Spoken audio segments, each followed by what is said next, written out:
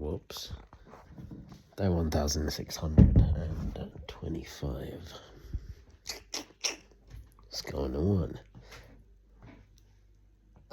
Right, so we don't have a whole heap of noise in the background, which makes a nice change. Yeah. Day 1625. Cool, fat cat. Hello. Oh, you're in prison. Should be for being fat. Life without parole or food.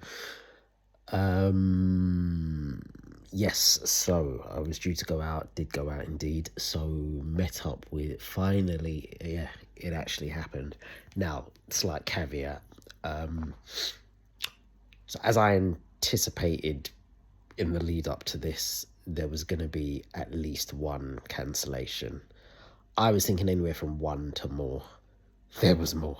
So I had the one cancellation, which was yesterday, from one of my work colleagues. Then today I was like, yeah, just waiting for it. I'm waiting for it. Then I ended up leaving out later than I would have liked, got an Uber, which, to be honest, even if I wasn't running late, I probably still would have, just because it's a bit warm and I had my bag with me, my little turtle shell. And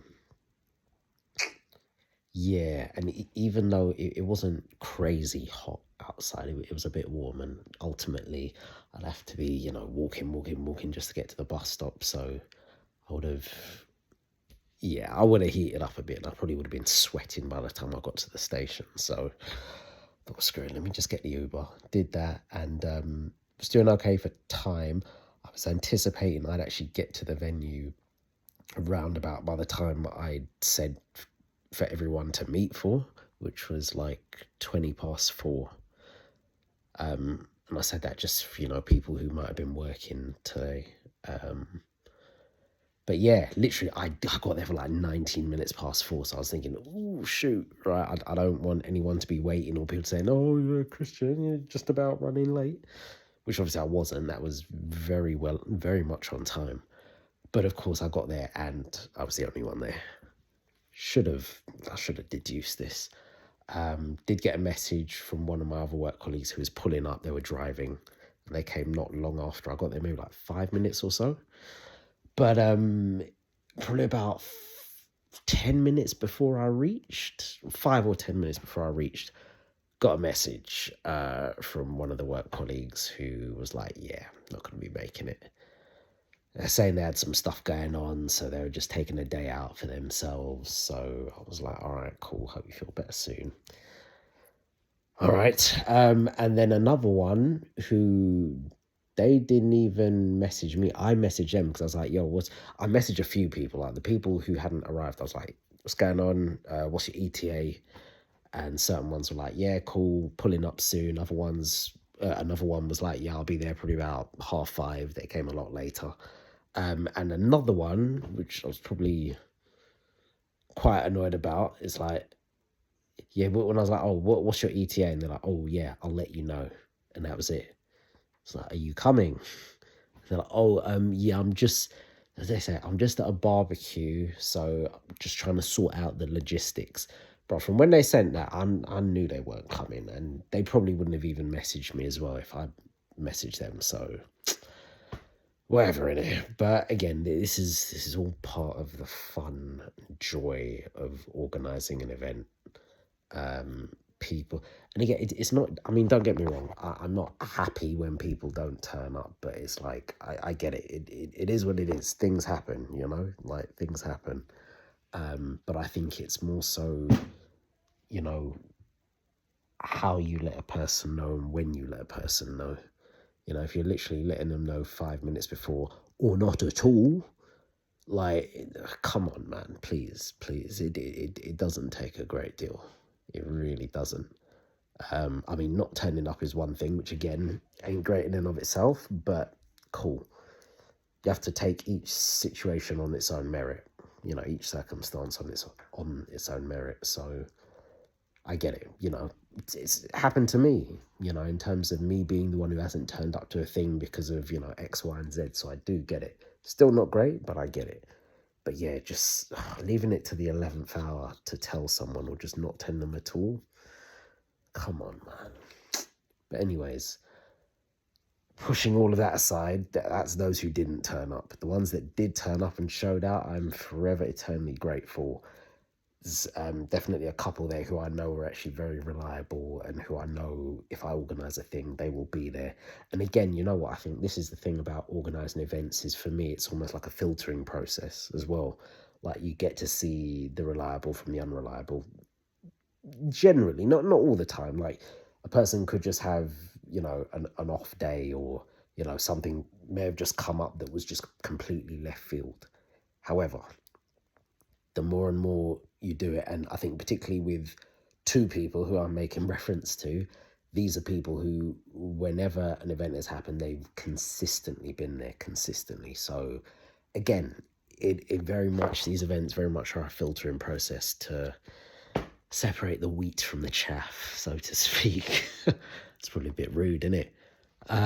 But again, and you know what, when this was happening, like the same thought that I've echoed before, which I will now echo once more, was going through my mind about the people who I will keep in contact with after I leave this workplace. Because again, one of the main reasons I organise this is because, cool, we spend most of our time and life up at work. We see these people frequently. But again, being in the workplace whilst, talking to people and socialising is obviously a part of it or an element to the workplace. What am I trying to say?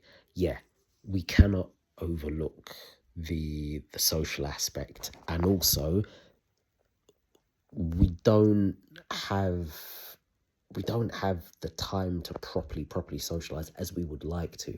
Hence why I organize the stuff to do it outside of work, so there aren't those distractions. So there isn't people pressuring you to, oh yeah, stop talking because you need to do X, Y, and Z. Customers to be seen and all of that jazz.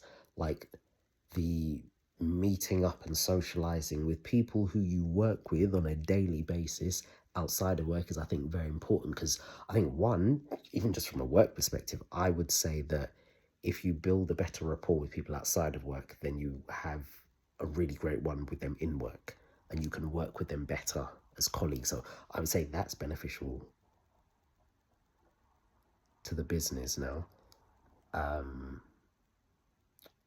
But yeah, even in terms of just building relationships, this is how you strengthen relationships, not just dealing with people in the work setting, but outside of the work setting, talking about stuff that doesn't even have anything to do with work, because oddly enough, because as with almost every work outing, work did come up as a topic and we did discuss it and all of that jazz, but it featured very lightly. Like it wasn't, we weren't heavy on the work talk, which was quite unusual because I'm normally used to going out with work people and work is just a constant topic of convo. This didn't happen when I was out with these lot. Now, maybe it was because of the activities that we were doing. We ended up going to Gravity, by the way, Gravity in Stratford, kind of like a arcade type place, various games and stuff. A good part of it, we were just wandering around, oh, what should we play, guys? But then we slowly started to get into it and, people kind of loosened up and we all had a good time. And I think once people really found games that they wanted to play and everyone was playing a game, it was good, man. It was good. Yeah, Gravity's a nice place, man. I like it. It's probably like second or third time I've been there now. But yeah, man, it's yeah, like I was saying, work featured very lightly in terms of the topic of convo, which I was very surprised at. But yeah, that is what I'm saying. Like, get to know about what's going on in people's lives and all of that jazz. And again, I guess tying back to the thought that I was having about, the whole keeping in contact with people after you leave the workplace is, I think the majority of people there, I'm probably not going to keep in contact with, not because I don't want to, but I suspect if I were to keep in contact with them, it would be a very one-sided thing. It would just be me messaging them saying, oh, hey, how are you? I'm sure they wouldn't air me. I'm sure they'd respond. but it probably wouldn't be much of a conversation to be had. And I'm almost certain they would never say, oh, hey, when are we meeting up? And that, to me, those are the hallmarks of a potential relatively strong, potentially long-lasting friendship. And, you know, those things I like, those things I want, that's the type of stuff I'm aiming and gaming for. You know, so yeah, it's sad to think about that. Yeah, there's certain people here who, you know, I was out with and had a very wonderful time with, but it's probably not going to be long lasting, as I suspect, you know, most of these things are with most of these people who organize outings with work people. Because again, and I'm sure I've said this before, I think, you know, maybe it's not unfortunately, because maybe there's positive aspects to this, but I think ultimately, when it comes to friendships in the workplace, I suspect many of them in many workplaces, not necessarily all, but in many, are very much friendships of circumstance. Yep. Friendships of circumstance, you know, so yeah, it is what it is, man. It is. Hold on. Let me just take that. Yeah, it's just one of those things, man. But either way, a really good day was had. So I went to Gravity, then we went and got some food afterwards. It was a good day. I really enjoyed it. I'm going to be organising a new one. Sorry, a next one, because I haven't left the place. So, you know, they say certain things. Oh, hello. Right. Stop. Bear loud. Reasons and seasons. Reasons, seasons, and lifetimes. And I think in terms of what's going on now, it is just for a season.